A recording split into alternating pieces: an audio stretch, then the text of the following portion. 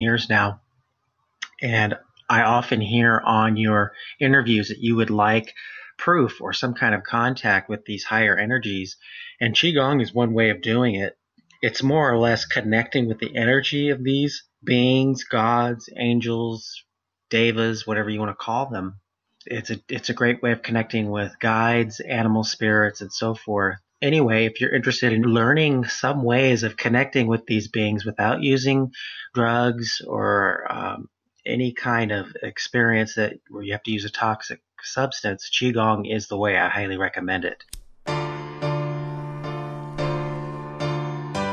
The planet's puppet masters almost surely have a plan. There's clearly maybe something there beyond the realm of man. And until you've thoroughly tested every last close-trusted view, I find the more you think you know, the less you really do. That's true, Dr. Zayas. Very well. Where would we be without THC?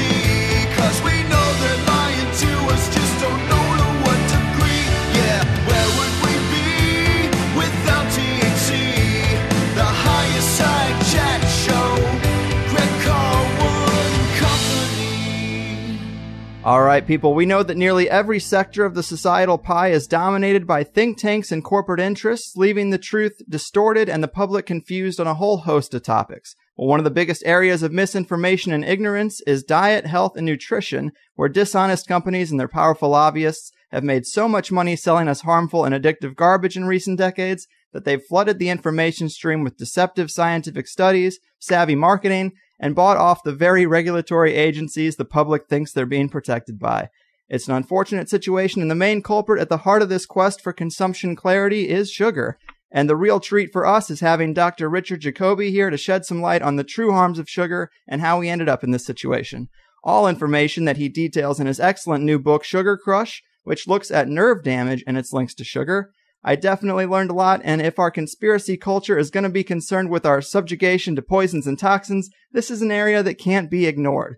On top of being the author of a great new book, Dr. Jacoby is one of the country's leading peripheral nerve surgeons and co-founder of the Scottsdale Healthcare Wound Management Center and the former president of both the Arizona Podiatry Association and the Association of Extremity Nerve Surgeons. An impressive resume to say the least. Let's dive into it. Dr. Jacoby, welcome to THC. Well, thank you for having me.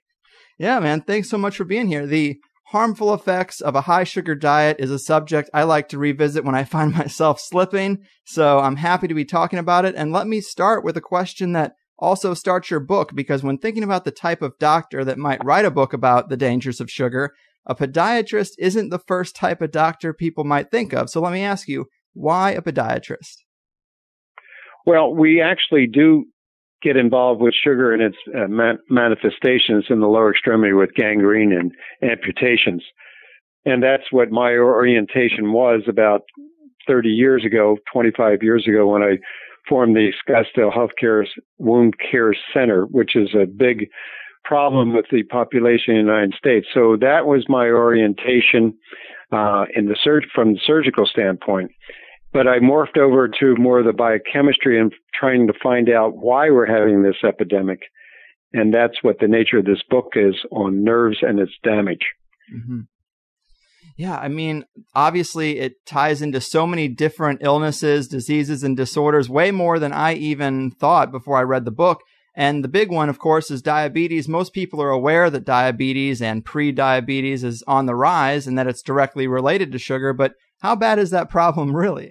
Well, it's really pandemic. It's all over the world now. At least 350 million people are affected by that disease process. So let's go back and just talk about diabetes and diabetic neuropathy and define some terms. And this is what I tried to do in the book. Diabetes itself means, it's from a Greek word, means to siphon urine that's sweet. That's basically what it means. Diabetes mellitus is the real term, mellitus meaning sweet. And in the old days, in the 1500s, physicians tasted the patient's urine, and if it was sweet, they made that diagnosis. Thank God we have new technology right. To not have to do that on a daily basis. But it's really a simple process when you think about it. It's too much sugar. And only the rich in the past had access to sugar. It was a very expensive commodity. And in England in the 1600s, it cost about $1,000 a pound. So only the rich had diabetes and all the other neurodegenerative diseases that we'll talk about today. But now sugar is cheap in the form of high fructose corn syrup. It's in 80% of all the foods in the United States, and now everybody has the disease. So thanks to mass marketing, we have an answer to our problem. We have sugar in everything. Yeah, it's definitely way out of whack. I guess close to 50% of adults might be seeing diabetes in their lifetime. Is that accurate? That seems like way too many. No, it's totally accurate. The Medicare population age 65 or older have 50% either metabolic syndrome and or diabetes, but they're subjected to a diet over the last 45 years that, relatively speaking, didn't have as much sugar. So I suspect that number is going to climb exponentially, because now, beginning in the 70s, we started to put high fructose corn syrup in the food supply. Now, industry will argue back against that notion that high fructose corn syrup is no different than normal fructose, but I don't think that is true. There is a difference the way they manufacture it, and I like the fact that you think there is a conspiracy, because there is. Mm-hmm. Most of the organizations that scientists are involved with are funded by these companies. And of course, they're going to ask for an answer that supports their notion that their food is good. Now, here's a perfect example, and this just happened over the weekend. There's a gal by the name of Maureen Story, and she is the CEO of the Alliance for Potato Research and Education. She has been impressive. Let's just call her Mrs. Potato Head. All right. And she is an excellent scientist, no question about it. She got great credentials, and she used to work for the beverage industry. She also worked for Kellogg. So now she's working for potatoes and letting the world know that potatoes are the best thing since sliced bread. No pun intended there. It's all sugar. And a potato is a vegetable for sure, but it is the most starchy vegetable and the one that we like the best in forms of potato chips and French fries. And that's what got into the school lunch program. Now, she just replaced an excellent journalist by the name of Nina Teichholz, who wrote an excellent book, and you may know this book, The Big Fat Surprise. Mm-hmm. And she was appointed to this government agency, but there was so much pushback from the other members, who are all industry related. They all threatened to quit if she got on to the committee. And why are they upset with her? Because she has written an excellent book dispelling the notion that fat is bad. Fat is good. But we have been educated into ignorance over the last 50 years or so that fat is bad. We should take a statin drug. Cholesterol is bad, and that causes heart disease. Nothing could be further from the truth. Mm-hmm. So industry will do whatever they can to buy the influence through the research to make their point known. And there's really very few people out there that are supporting the private industry, the people, to understand what we should be eating. Hopefully my book does help in that regard. Right. Yeah, it definitely did for me. And I do want to get into that, what people should be eating. But to go back to the history just a little bit, I like that you have the example of the Native Americans in the book. And it kind of is a good case study for dietary change and what the data tells us. Tell us a little bit about the Native Americans as an example of the dangers of sugar.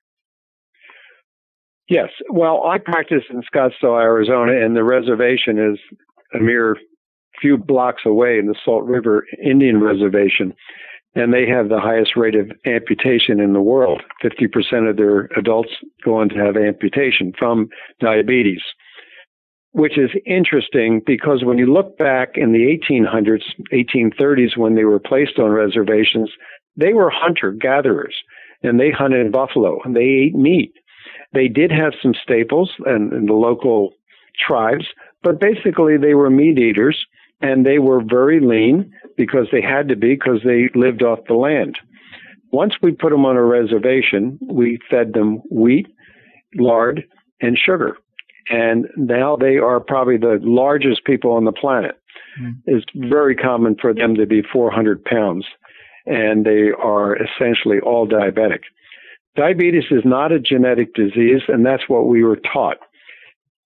Just a segue to the American Indian, when I was first studying this problem, I was asked by the Surgeon General of Taiwan to go into their country to figure out why they were getting diabetes. And this was 1981, 82 area. And when I got there, essentially no one had diabetes there, but they noticed a few people that did. Now they're just like we are. But in the 1980s, they didn't. But I spent several weeks there, went all over the country, and I did notice that their culture did not have sugar in it. They didn't have desserts. They didn't have anything that we would consider to be processed food. But in 1979, the first fast food restaurant was opened. And 2 years later, they were wondering why they had diabetes. So it's a diet-related, but not a genetic-related. And at one of the meetings that they had for me, they had a big banquet, and they had people come in, and the native dancers from an island off the coast of Taiwan, which is called Luan, and they were endemic to the area, and they dressed exactly like American Indians. They had headdresses and moccasins and bow and arrows, and they were endemic to that island. And I was struck by their looks, and I thought they were genetically related to the American Indian. And indeed, subsequent testing has proven that they are. So there's a group of people that did not have diabetes, that were endemic to their culture and their eating habits. Once you introduce the American processed food, then they become diabetic. And that's exactly what happened to the Salt River and the Pima Indians in Arizona. So yes, genetics do play a role, but it's the food. It's really very simple. It's sugar, and specifically high fructose corn syrup, in my opinion. Well, so let's talk about fruit, because I've been trying to offset my cravings for processed sugar and candy and desserts with fruit, but according to the book, I might not be doing enough there because fruit's changed in the past couple decades too, right? Absolutely. 40 years ago, a grapefruit, most people either put salt or sugar on the grapefruit because it was too tart.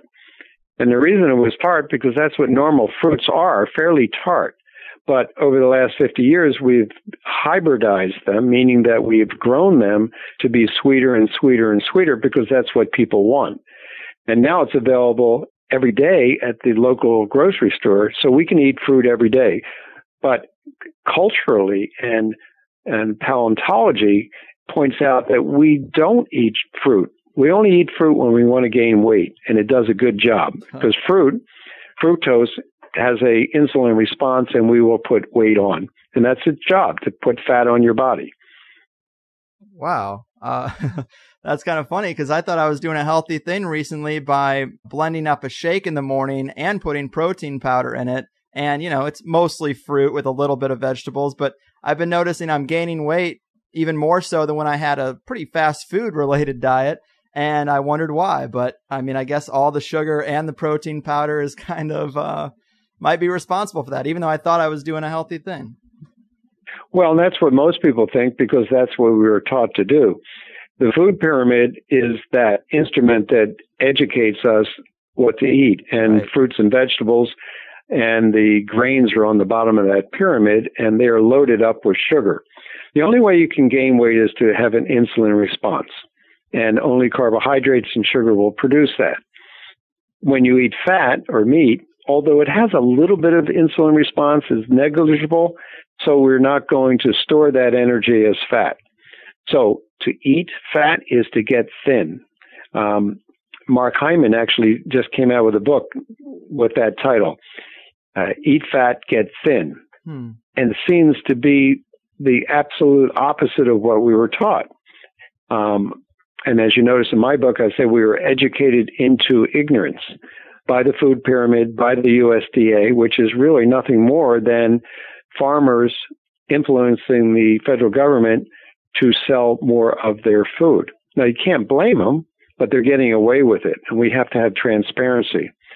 When you talk about conspiracy theories, this is probably the biggest conspiracy theory in America today. I think it's why Bernie Sanders and Donald Trump are way up there in the polls, because America knows they've been had, and they're digging into it. There's something rotten in Denmark, and it starts with the food.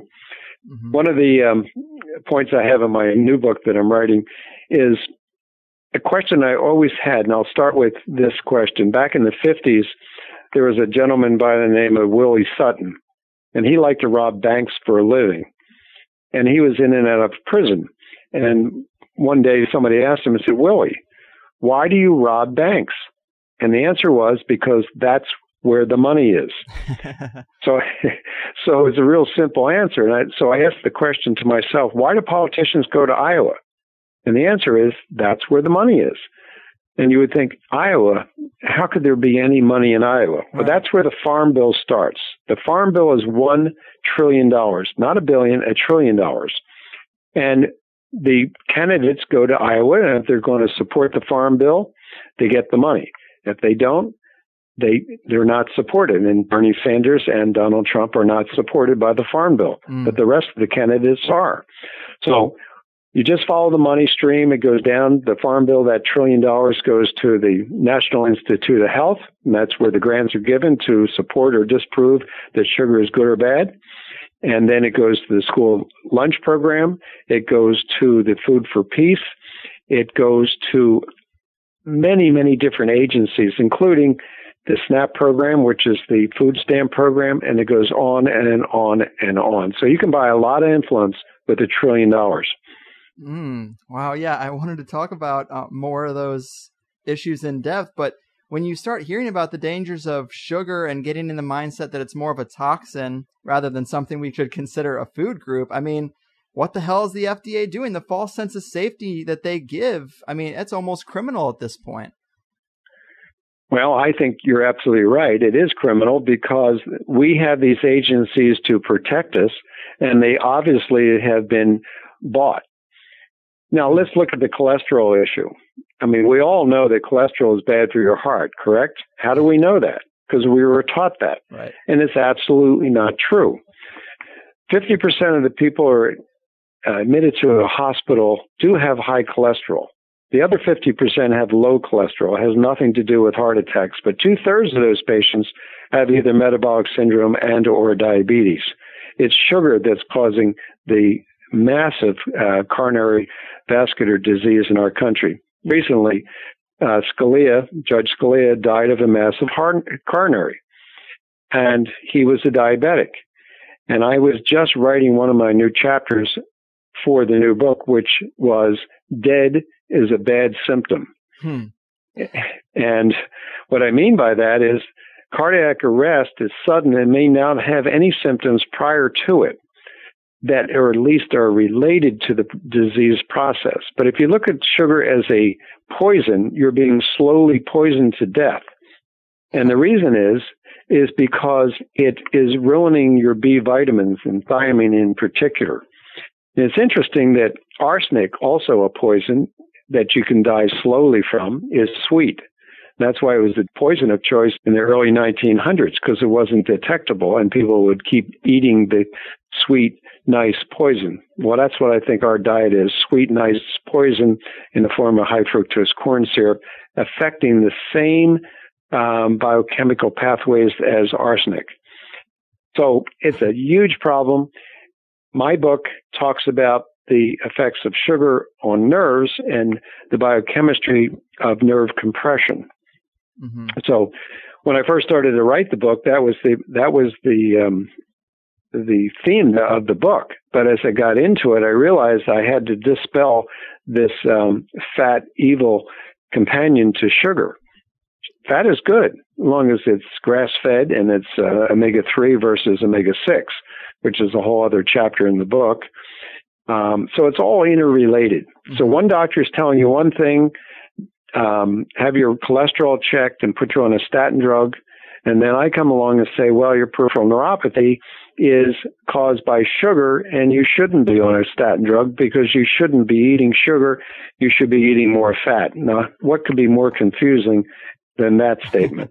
Right. And that cholesterol myth is so pervasive. I know, I mean, I'm 30 years old. My parents are both getting up there in age, and they're worrying about their health more. And I hear them repeating those cholesterol myth type things.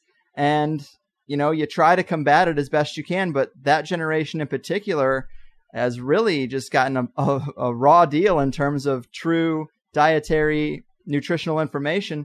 And the cholesterol thing gets pretty severe because I've heard you say that it actually reduces IQ, which some people might be pretty surprised by. Well, I do a little political joke when I'm giving lectures, and it's true. The higher your IQ, the higher your cholesterol. The lower your IQ, the lower your cholesterol. So it depends on what group I'm talking to. But I say if this continues, then everybody will be voting for Obama. That's funny. It gets about 50% laugh, depending on. But the point is, cholesterol is necessary for brain function, and depriving the brain and or the heart, cholesterol is causing damage. It's a $29 billion a year drug. Mm-hmm. Now, they can influence who writes the papers. Now, if I went to NIH and said, I'm going to write a paper on the evils of cholesterol and statin drugs, they would not fund me. Or if they did fund me, it wouldn't get printed. These agencies are dominated by private industry, right. Pure and simple. And another interesting thing, because the book is largely about nerve damage related to sugar, and some of the deeper stuff is a bit over my head, but one example that is really interesting is carpal tunnel syndrome. Talk to us about that and how it might have more to do with sugar than keyboards necessarily. Well, that's one of the issues that got me started in this correlation between carpal tunnel and peripheral neuropathy and the other neurodegenerative diseases.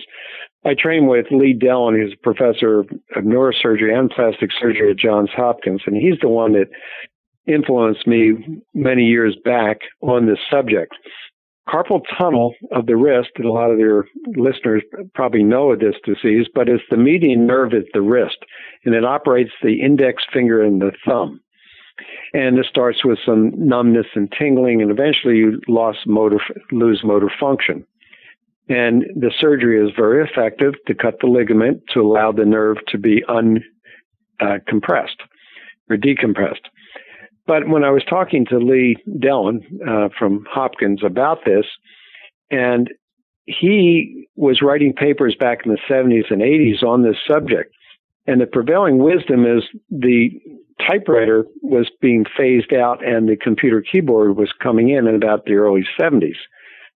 What they thought was that the prevalence of the keyboard was causing the nerve compression. It was strictly a mechanical issue. But unbeknownst to them, in 1974, high fructose corn syrup was introduced into the diet, and that Coke that was sitting next to the keyboard probably had more influence on the nerve compression than the mechanics. The mechanics of a typewriter are magnitudes higher than a computer keyboard, but the magnitude of sugar going into the system is what I think is the problem.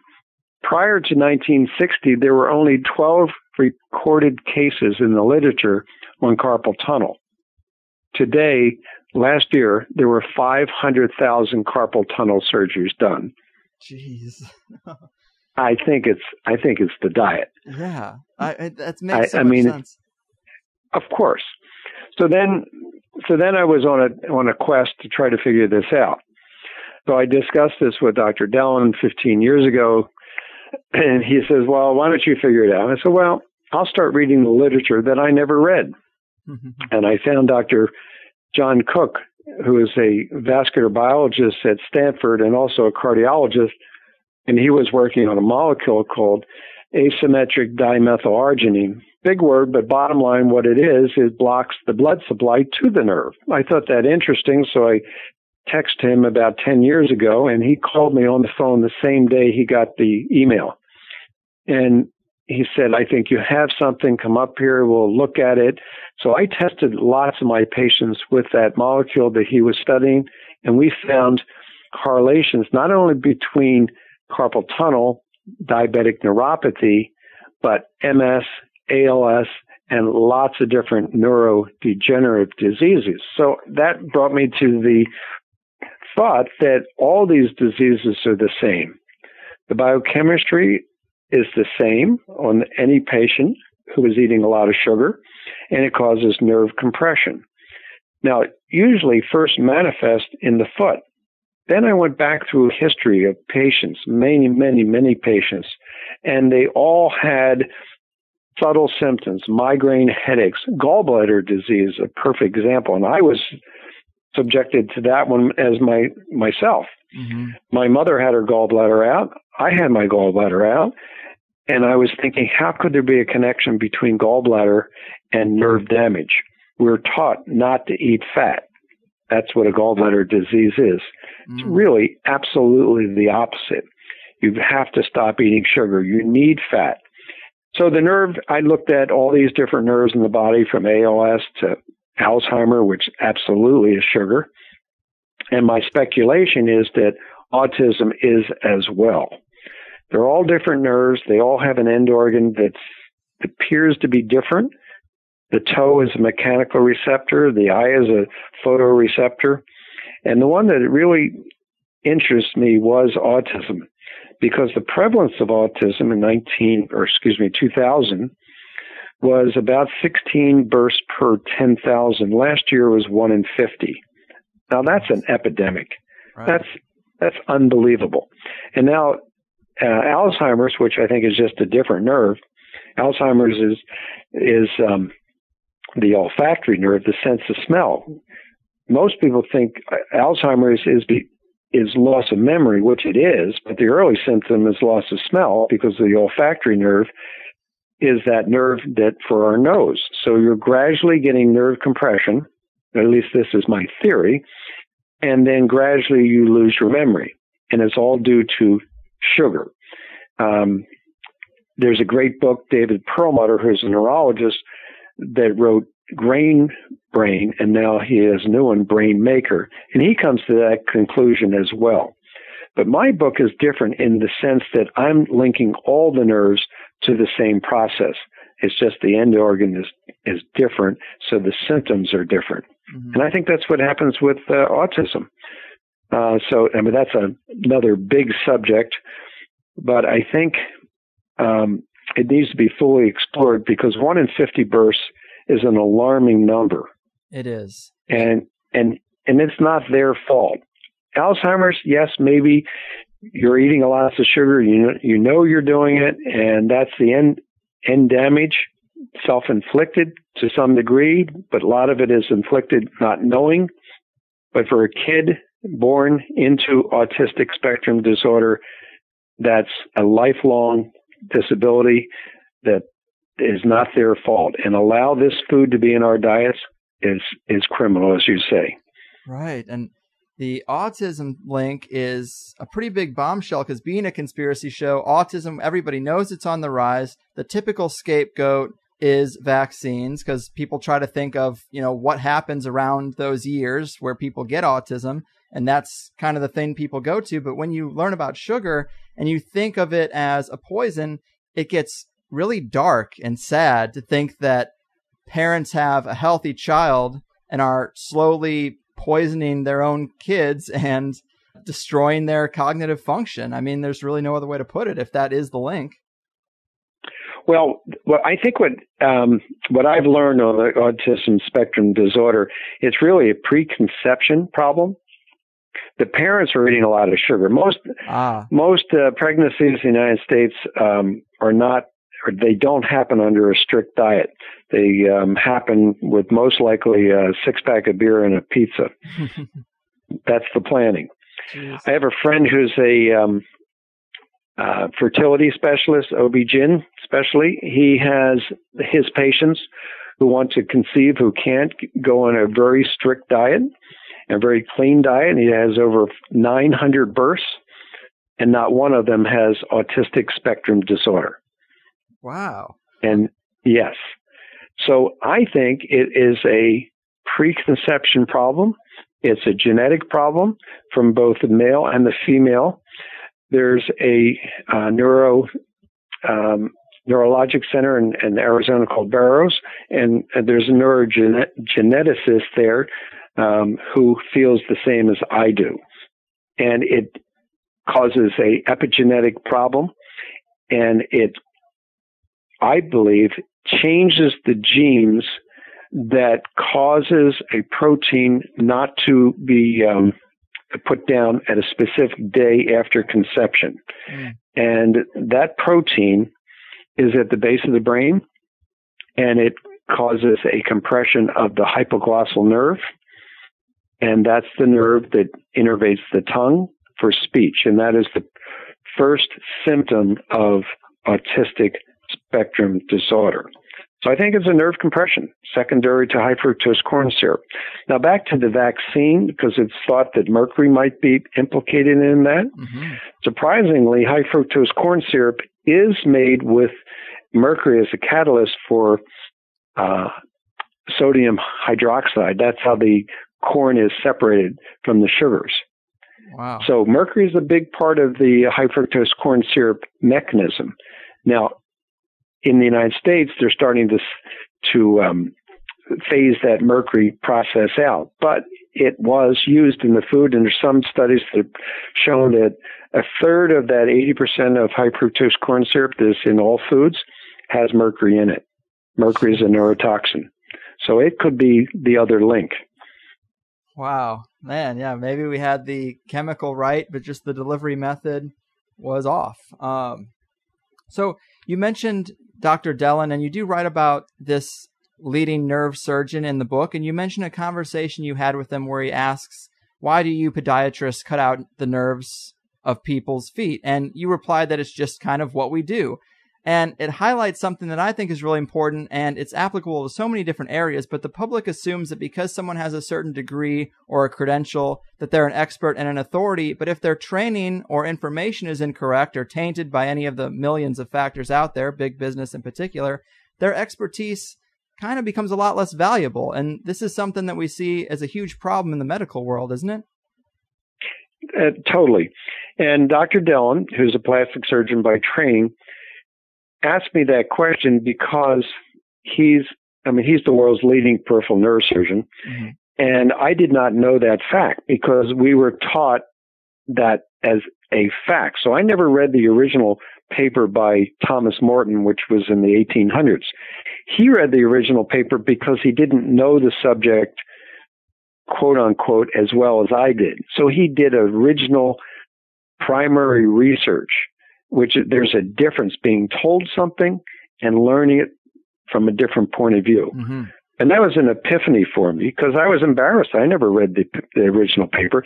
And to compound that, Thomas Morton practiced it in Philadelphia at the Pennsylvania Hospital, the exact hospital that I trained at. And I didn't know that fact. Now, he was there in the 1800s, so it was a few years later, but I never met him. But he's the first one to do that procedure, and he essentially just cut out the bone, the nerve, just about anything in the area that hurt. And that does work. You know, I'm happy he wasn't treating headaches. He would have done the same thing. So that's how medicine evolved, by trial and error. So the science behind it is passed on from one generation to the next. We need a whole, fresh, new approach. But now the government's involved. They do the training. They tell us what are facts. And that science is very, very suspect. So you have to read the bibliography. You got to know who funded the study and what the conclusions were.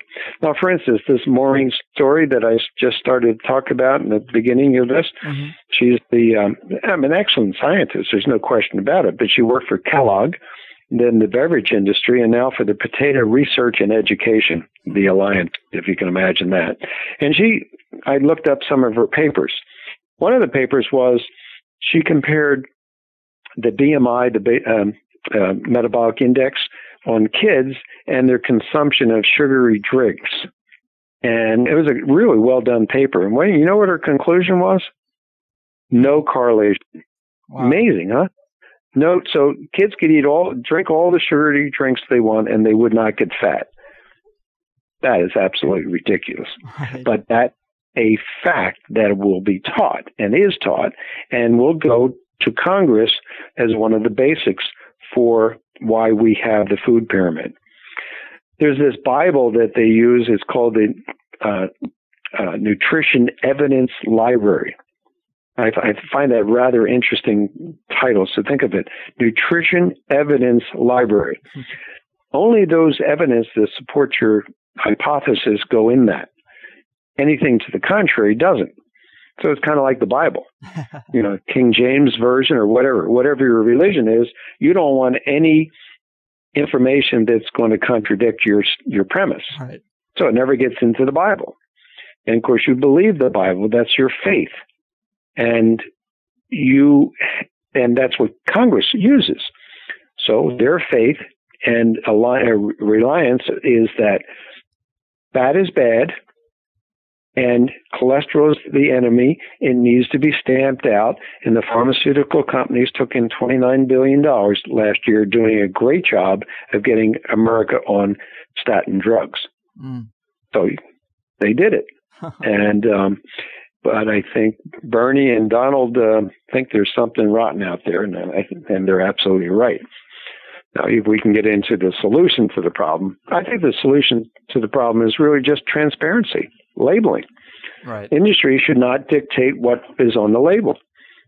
If they were proud of genetically modified foods, which is another part of this equation, then why would you not want to put it on the label? Exactly. I would be proud of it. This food contains genetically modified organisms, and we're going to charge you more for it because it's the greatest thing ever for your health. True. Why don't they say that? They don't want you to know it because they know it's absolutely not true. Mm-hmm. Man, so food labels, of course, they're super confusing and hard to read today because we don't have that transparency. Do you have any tips or advice for better understanding the current food labels? I do, because patients ask me all the time, what should I eat? And I say, it's very simple. If it tastes good, don't eat it. And I'm being facetious. But what I mean is, unless you read the label, if it tastes good, it probably has sugar in it. So what's the easiest way to read a label? Not the added sugar or anything else. Just look at the total carbohydrates. Divide by 4, and that's how many teaspoons of sugar will be in that food. Like a bagel has about 48 grams of carbohydrates. That's 12 teaspoons of sugar equivalent. That's a lot of sugar. Yeah. When maybe your max for the whole day should be 6 teaspoons. So you have 12 right there. Well, a bagel can't do that much damage. But it'll take you about 2 hours jumping on a trampoline to burn up that energy.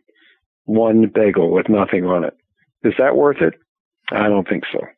No. And they do taste great, though. Right. I will give it that. That's the problem, is I could probably go without sugar, but then if we include carbohydrates and pasta and cereal, then it gets really limiting. And maybe you can break this down a bit further and tell us what you would eat in, say, a 3-day period, because a lot of people need some variety, and the same thing every day gets a bit boring. What does a good 3-day diet look like to you? Well, to me, you have to break that sugar habit in any form. So how do you do that? You got to put fat back in your diet. Once you put fat back in, you won't be hungry. I did, because I was a sugaraholic, not knowing it. Yet, if you looked at me, you'd say that I wasn't. But I thought, well, I'll just not eat any bread, pasta, or anything else for a 2-week period. Extremely difficult to do because you go into a depression, you're constantly hungry. So what I did, since I like coffee, I put butter in my coffee. Mm-hmm. That's the easiest thing to do if you like coffee and if you like butter. It has to be grass-fed butter. And just a teaspoon or so. And instantly you're not hungry. You'll have tremendous energy. And if you're overweight, you're going to lose a pound a day.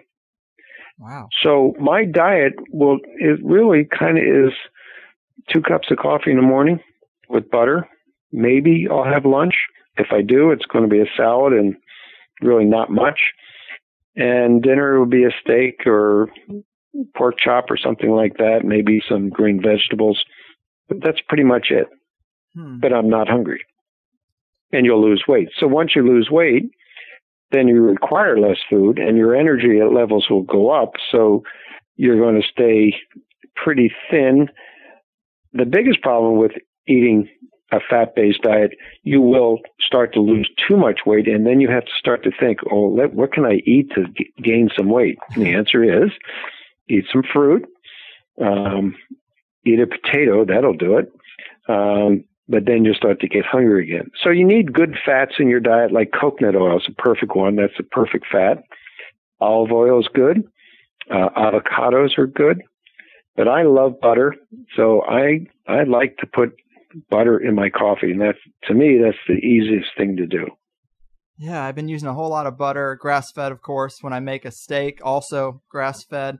But it's just getting a variety because I've had so many steaks. I'm like, I got to get something else in here. But, I'm not even really a coffee drinker because I just don't crave it, and it isn't typically considered necessarily good for you. But the grass-fed butter in the diet trend is getting more and more popular. I mean, funny enough, I think the last health-related show I did was with Dave Asprey about a year ago or so, talking about the whole bulletproof coffee thing. But if you're not really a coffee drinker, is it better to just keep it out of your diet, or are these benefits such a net positive that it should be considered regardless?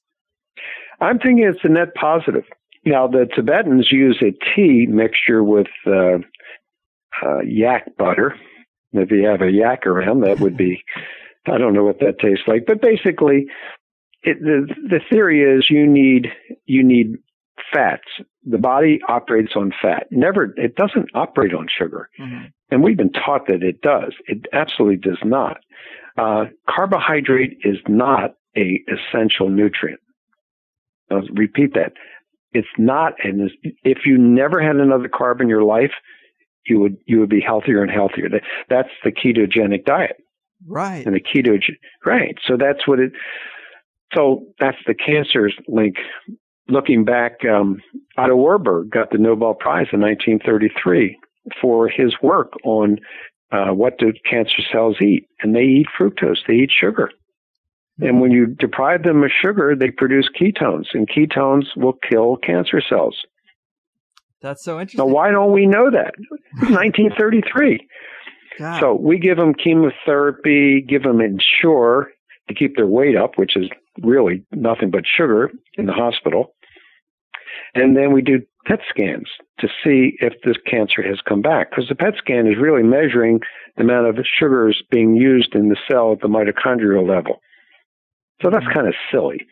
So I tell my patients, it's like you have roaches in the kitchen. Yes. And you spray the roaches with Raid, but never clean up the sugar, and go back 6 months later. Do you think the roaches will be back? Absolutely. That's cancer. Yeah, I thought that was a great analogy. That's not my field, but my field is nerves and peripheral neuropathy. But when I did the research for this book, I came up with all these things that are ingrained in my mind as to be truths, which are absolutely just anecdotal evidence that's been passed down over the years. And it's a shame. Can you imagine going forward? Here's a typical woman in her 40s or 50s. She has breast cancer caused by sugar. And she's got a kid with autistic spectrum disorder, and one of her parents has Alzheimer's. Oh. How's that for a scenario? Wow. That's America. God, man.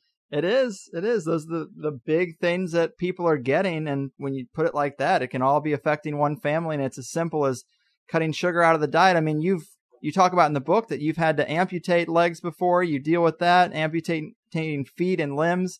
And that is how bad the addiction is. I mean, if you had a relative that was so addicted to cocaine or marijuana or alcohol that they were getting limbs removed. Of course, alcohol is related to sugar too, but you would be like, man, you got a serious problem. But we just kind of allow people to be addicted to sugar, and it's not treated nearly as seriously.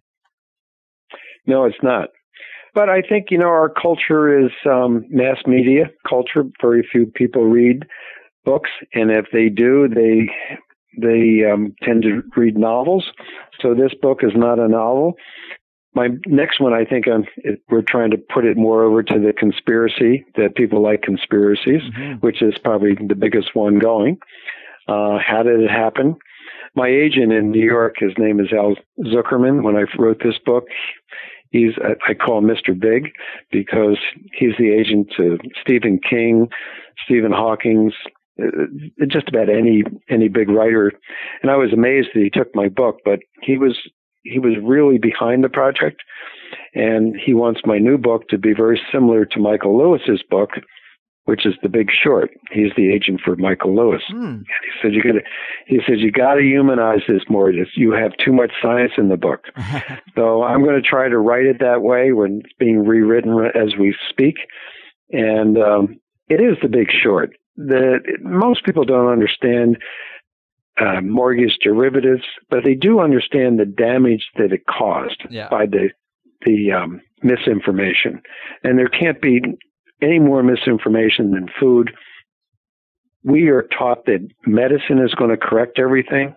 Absolutely not true. This diabetes medicine myth is ridiculous. All these medicines do are allow us to eat more sugar. Every one of the medicines, even insulin. Yeah. Type 1, if you're born without a pancreas, you're going to die unless you have insulin.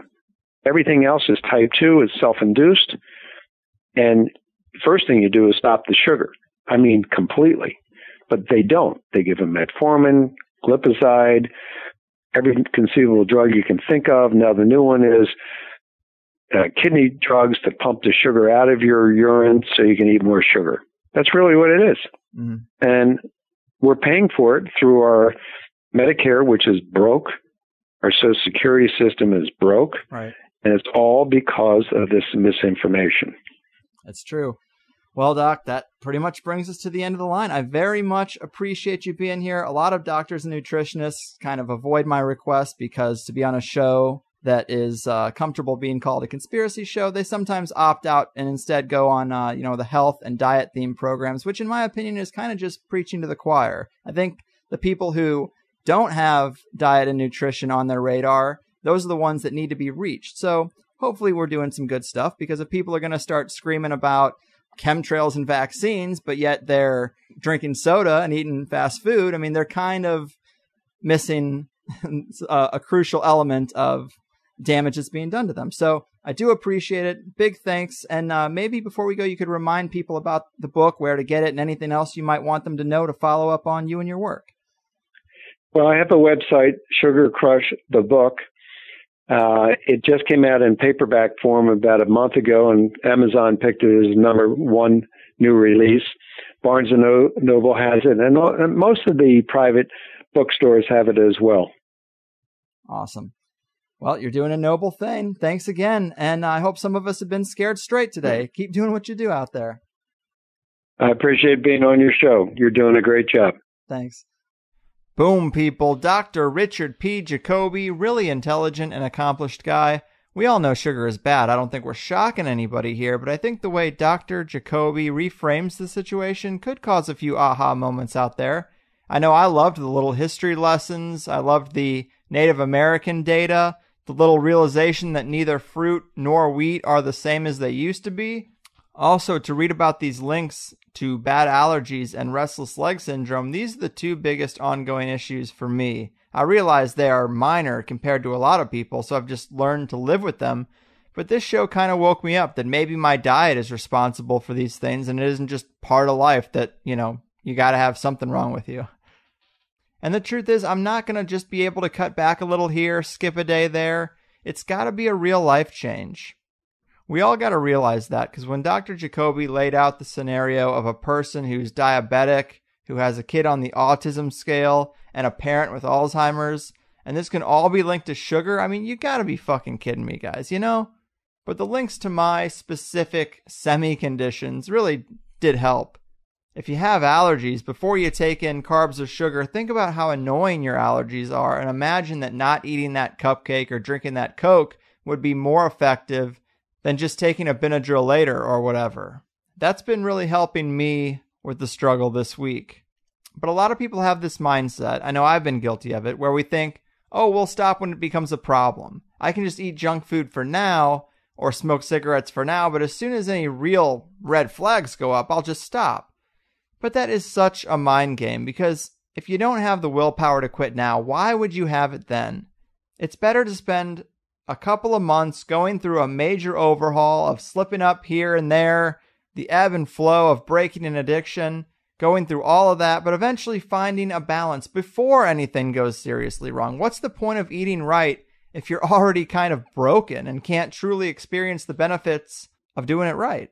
And we got to think about the younger generations too. I mean, we got to teach our kids better habits. Every kid's going to have some sugar. Indulgences are a fun part of life. You don't have to tell me twice. But let them know, hey, this is really, really bad for you. And if you want to grow up big and strong, you need to limit this as much as you can.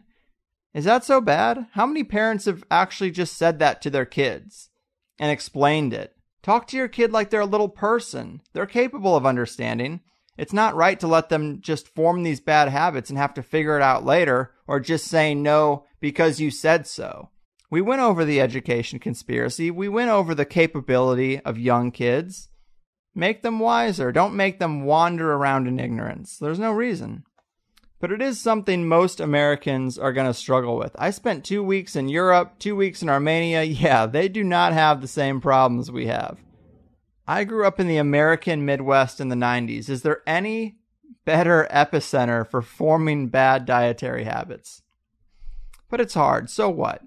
I think that's another problem in life at this point, is that most of us don't accomplish hard tasks enough. And I'm not talking about mastering Fallout 4. I'm talking about learning to work on your own car, building something from scratch, cooking restaurant quality dishes, writing a book. Let's face it, most of our jobs suck, but they are easy. Then we come home day after day and just veg out until it starts again. Is that going to be your legacy? Keeping life easy, staying soft, and going quietly into the night?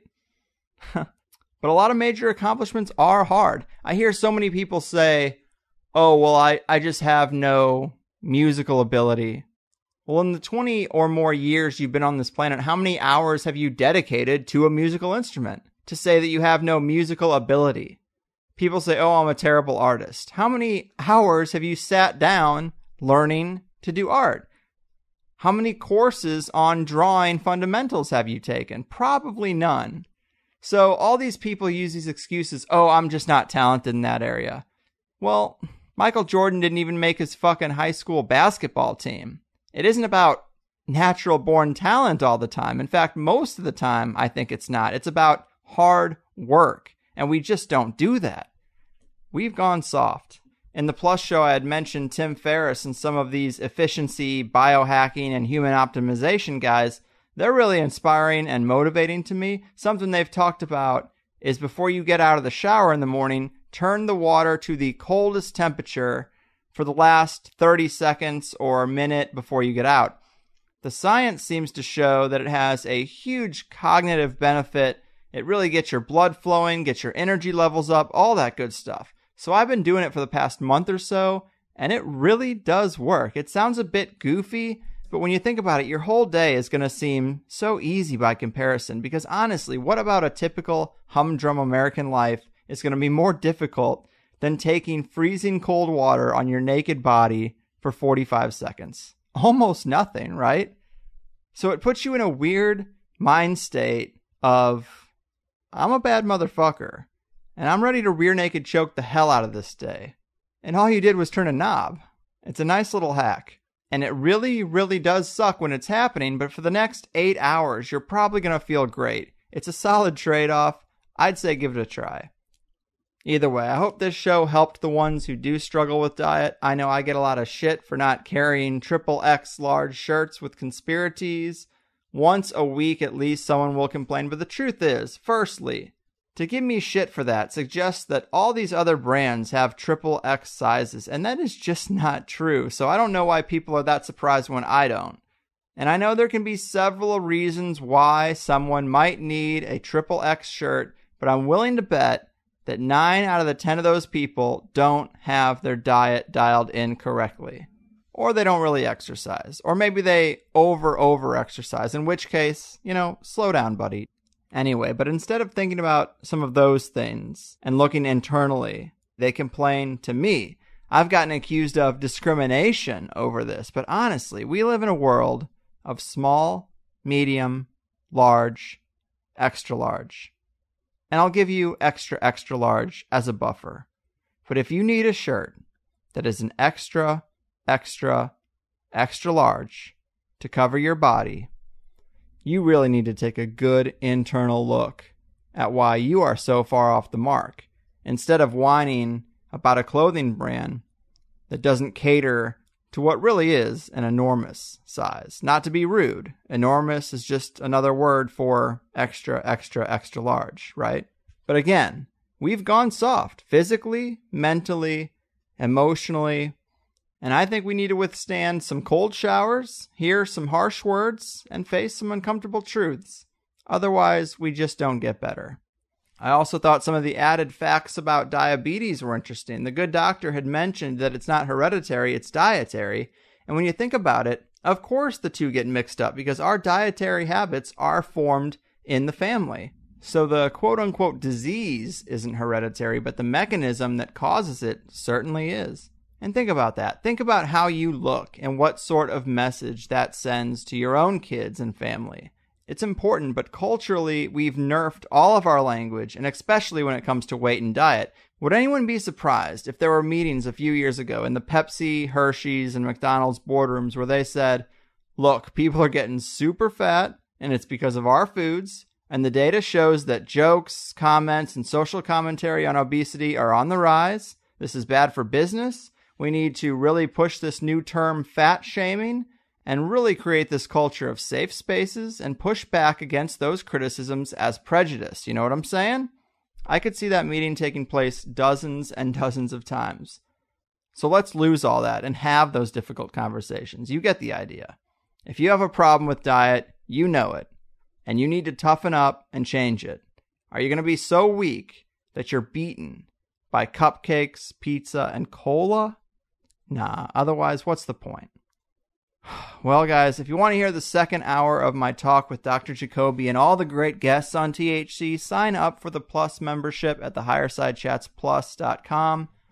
And that's going to be it for me. I've done what I can. And today it's your move, dear listeners. Your fucking move.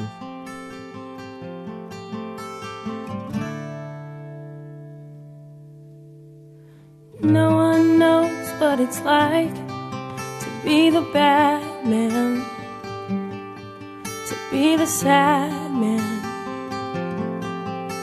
behind blue eyes. And no one knows what it's like to be hated, to be faded, to telling only lies. But my dreams aren't as empty as my conscience seems to be. I have hours only lonely since they exposed me on THC.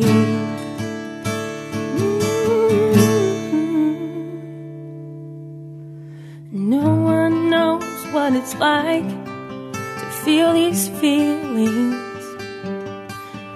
like I do, and I blame you.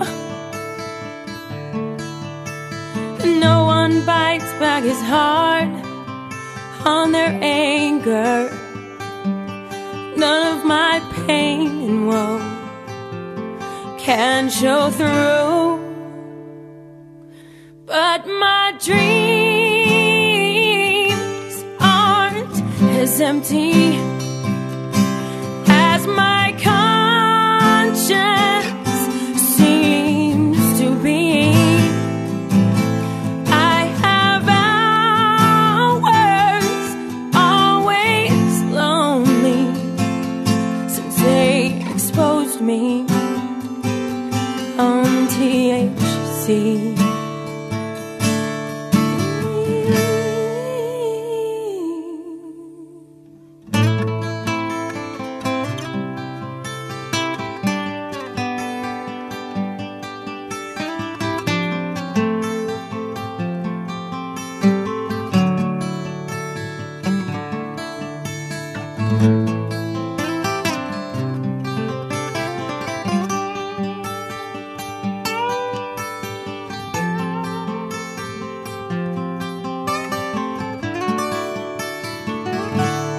But my dreams aren't as empty as my conscience seems to be. I have hours always lonely since they exposed me on THC.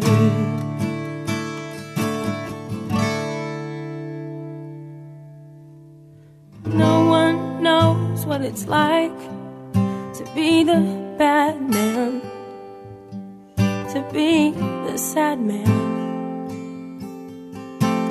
behind